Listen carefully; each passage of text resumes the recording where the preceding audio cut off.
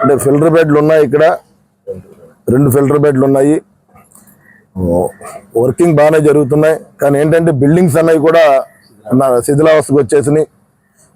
ఇక్కడ మనకి ఆధునికరణ చేయవలసిన అవసరం ఉంది. అలా ఈ ట్యాంక్ కూడా, వాటర్ ట్యాంక్ కూడా ఎక్స్పాండ్ చేయాలి. అదేవిధంగా ఈ ఫిల్టర్ విధానాన్ని కూడా మనం మార్చి, కొద్దిగా లేటెస్ట్ టెక్నాలజీ వచ్చింది కాబట్టి ఇప్పుడు మరి ప్రజలందరికీ కూడా ఒక మంచి త్రాగునిచ్చే విధంగా కూడా రాబోయే రోజుల్లో ఎంత త్వరగా మరి నిధులు ఉంటే ఆ నిధుల ద్వారా మనం ఈ ట్రీట్మెంట్ ప్లాంట్కి మేము చేసి పెడతానని చెప్పి ఈ సందర్భంగా తెలియజేస్తున్నాను. ప్రజలకి ఏదైతే పెన్షన్ ఉందో గత ప్రభుత్వం ఆ రోజున జగన్మోహన్ రెడ్డి గారు 3,000 రూపాయలు 2,000 రూపాయలను పెన్షన్ 3,000 రూపాయలు చేస్తున్నారు.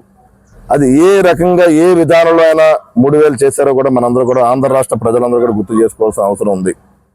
ఈ 5 సంవత్సరాలను 3 విడతలుగా 2,000, 2,250, 2,500 3 పాలన డెవలప్మెంట్ విషయంలో కానీ, ఉద్యోగాల విషయంలో కానీ అన్ని రకాలుగా కూడా మన రాష్ట్రాన్ని ముందుకు తీసుకెళ్తాం.